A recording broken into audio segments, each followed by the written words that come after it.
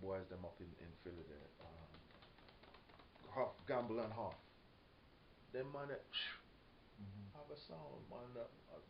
Them man is, what make me love them guys that too. No. You see the strings? Oh yeah. Them time I listen to some strings when them putting some strings in for them music, man. It just man, you talk about listening to music, man.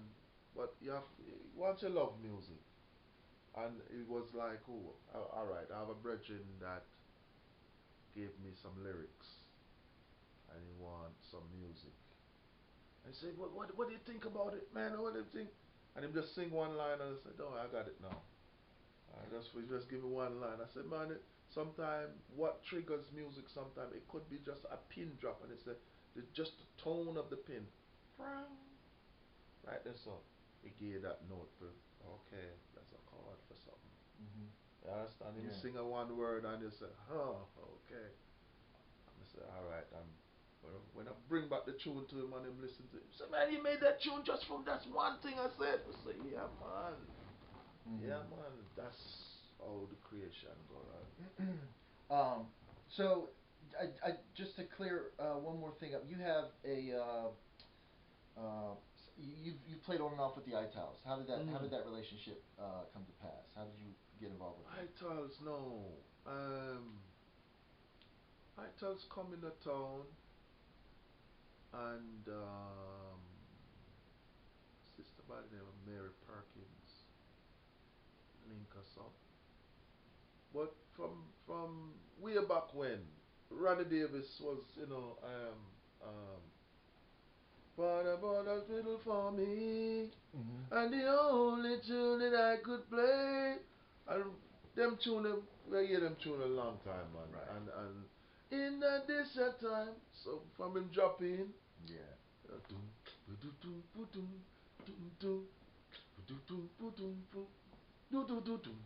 so they needed a bass player. You just went with them. Yeah. Done business, that man. It's like you just jigsaw puzzle and right time, right place, we just fit in. Yeah. And tour with them, and that's another link that kind of made this happen was Ambi Connor, you know. Yes. Ambi was really helpful. That I met through Jim Fox. I mean, he was helpful I did a feature on Midnight, and Ambi was helpful in that. And then he started talking about. He was at my house at that dinner party, and he was looking at some of the records, and he saw this one. He said, "Come on, man!" He goes, "Are you kidding me? I remember this." He goes, "I used to play with this guy sometimes." I was like, "For real?" I said, "I've been trying to get at this guy, you know." Yeah, Amber was in my crew. There was a place called Tacoma Station. Yeah, he said you guys, the line would be out down the street, around the corner, you know, when you guys were playing. Man, on a Sunday night, they had to let like 5 people out, and let 3 in, and let 5 out, and let 3 in. Till after a point, it got to a point where it's like, no, they gotta do 2 shows. So you gotta come for the early show, and then we clear out the place, and they come for the. And the line was like wrapped around the building, man. That time, they know. We are rub some rubber dub under them skin rasta. It was Frankie, Everett, myself. Even Earl played some drums sometime. Ambi was the core drummer still for the most part. And that was the crew. And man, we also. And, but that's once again when reggae was riding, man. Music herself, make music, live man playing. Them time was music was music. Yeah, and Ambi was involved. Then once again they branch off and Willie Paul, what they form a band name? DKGB. Yeah. They form a band name DKGB, and that splintered out into some different bands that they have. Yeah, I think he said the other night he plays now with Ja Works out of Baltimore. Okay, Ja Works, yes. And playing bass.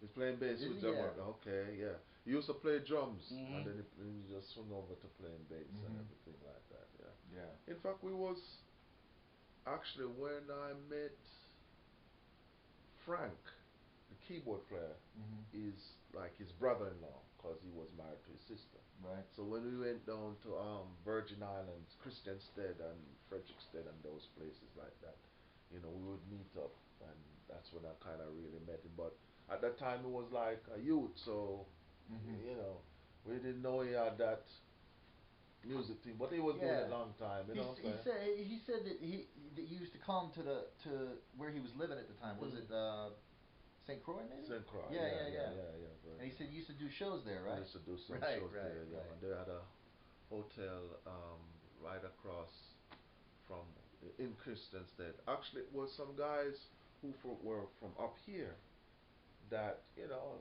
were just cooling out. They just had a big club down there and would invite us to come down. Actually, it was with Carl Malcolm and Positive Vibration and Earl Michelin would be down there. Myself, whole host, different whole host of us would go down there and everything like that. Yeah, man. You got Mitch on this album right here. Yeah. In fact, what's the next album where Mitch play upon, man? We play a dub named Mitch Rocks one time. That's what I told him. He was here 2 days ago. For real? Yeah. Okay. That time you had this upright piano in the back there, man. I said exactly the same thing when I saw him. I said, I still remember you from the first time I met you. Yes, man. I said that they named the song Mitch Rocks, right? Yes, man. I remember when he played a solo on the tune, and in it, him say, like him I say, in it! So I say, but how you fi say that inside of when you play the tune, man? How we gonna get that out of the tune? My guy ever said, don't worry about it, man. I listen back to the tune. You can hear it if you really listen keenly. But if you don't know it's there, Fox get that out of the music, right? Man. Mix it out, solo and everything, and yeah, man. I said, bad. Yeah, man, Mitchie, man, good keyboard player. In fact, he went down to Jamaica and recorded some stuff with a drummer named Speckle. Very excellent drummer. Played with everybody from UB40 and Culture and everything. Yeah. And I think he just did some track with Junior Reid. And things. So Mitch has some new material there. He might bring it over to you to. I have it. Yeah, you see, I don't know what's going. Telepathic. I'm working on it right now. You're working on it right now. Yeah. Telepathic. Crazy. It's crazy. It's crazy. You hear that somebody's working on this album, and it's like, I've heard, you come in here and it's like, fuck, man, I heard somebody's working on this album. He's like, he turns it on. He's like, I got it right here. I'm working on it. You play the tracks. We were down this place named Hamilton, with Junior Marvin, guitar player, Bob guitar player, and kick back with Junior and Mitch come in and they say, Englishman, come back from Jamaica, man. Listen this. I'm getting the truck, man, and from top to the bottom, man. I say, yeah, wicked, man. I mean, there's some wicked tracks down there, man. So here it is now, Fox. I have it. Put on it. He came in about 3 days ago. 4 days ago. Okay. Brought me everything. I've got it all on the hard drive. Setting it all up for him. Bring him back next week to get some tracks added to it. Good. Then we're gonna mix it. Yeah, man. It's supposed to be nice. It is. Nice. Initially, we did most of the tracks in Baltimore and different studios. So he's got a whole new set of album. This is a whole new album because he took the tracks then down to Jamaica. Right. And he wanted them to kind of work on it, and the guy said, "No, man, vamp that whole thing. We want to put on a different spin on it." So he just did all the tracks over again. So he called me and was like, Englishman, you know, say, I said, alright, man. It's alright, got you. So yeah, man. So he's got some other tracks there, which is some nice tracks. I guess once again that feel. He wanted to get that real authentic Yeah.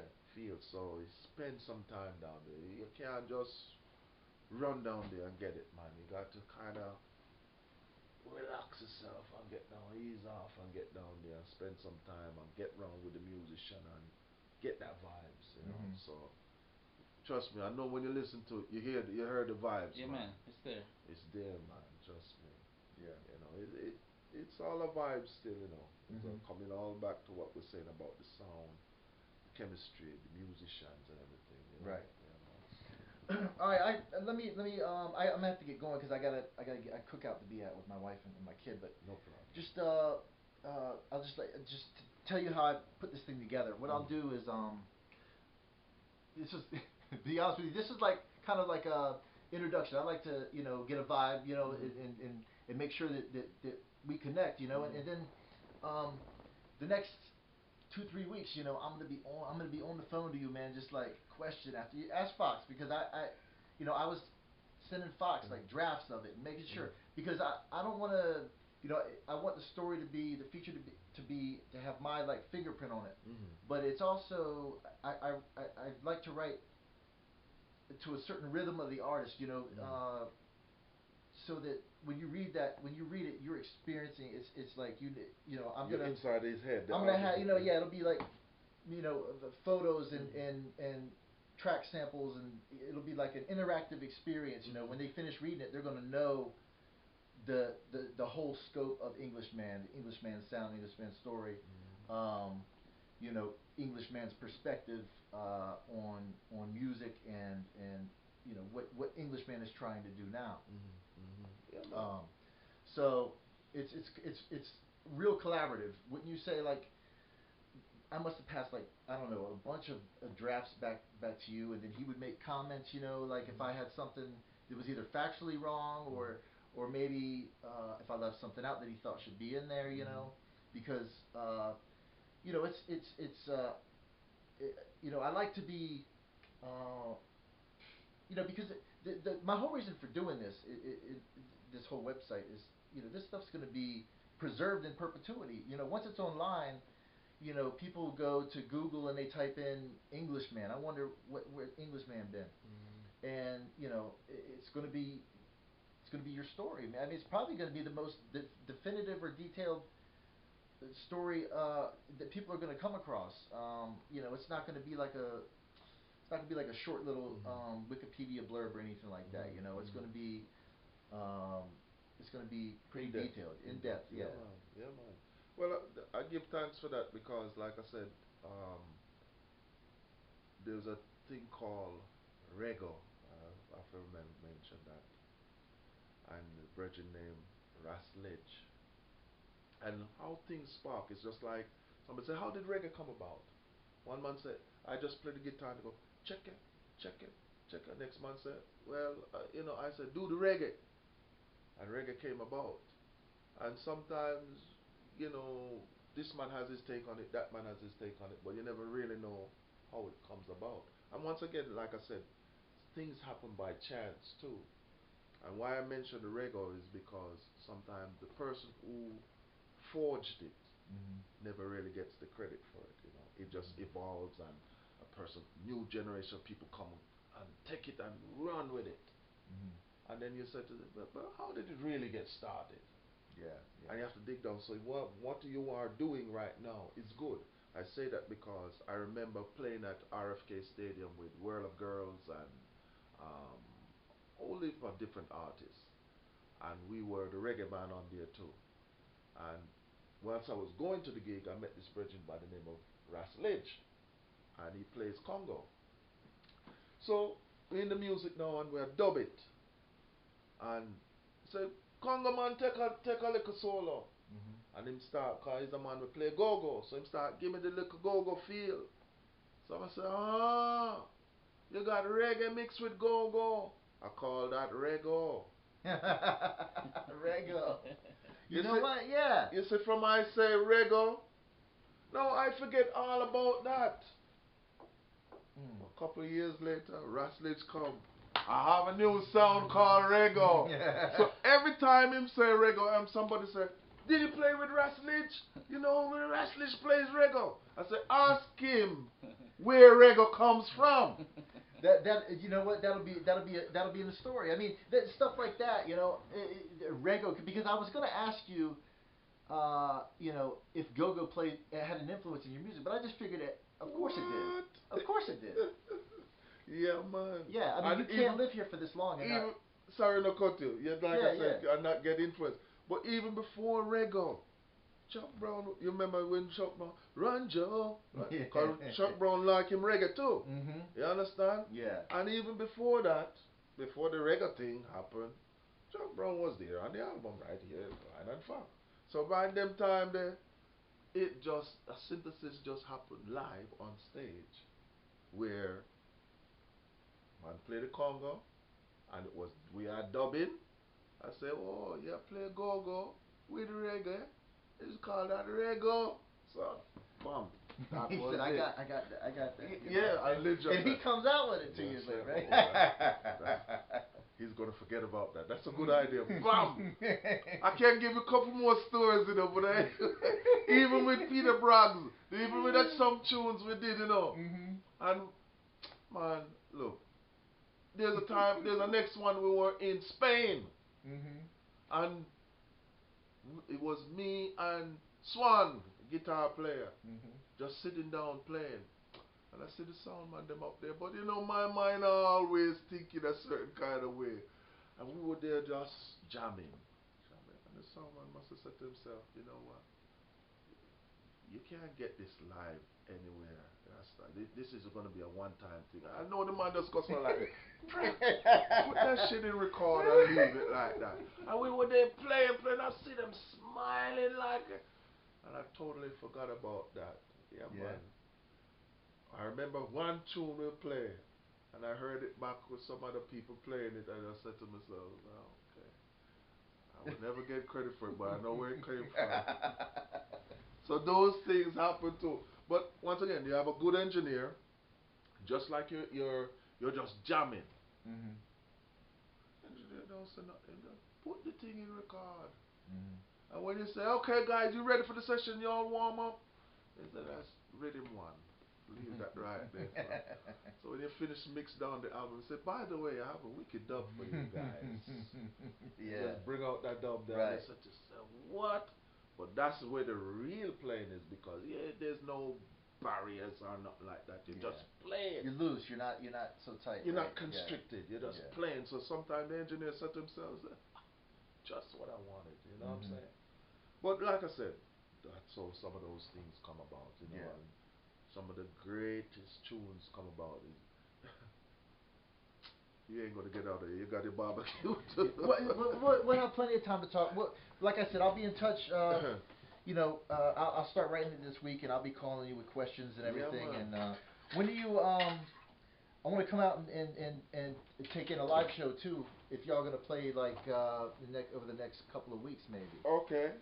I'm sorry you didn't get to come to. I was gonna invite you to that other thing. Let me catch this real quick.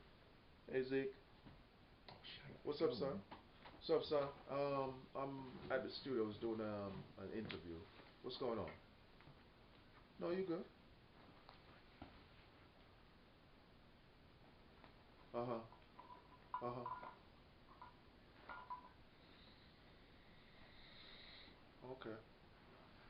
Oh. Okay. Well, look. Let me call you right back. I'll be pick up, okay? Cause your voicemail is full. Your voicemail is full. Okay. You're having the girl troubles, huh? All right. Yeah. Tell her don't blow your phone up now. All right, son. What? Talk to you, son. Bye. Yeah, I'm gonna have to. Kids are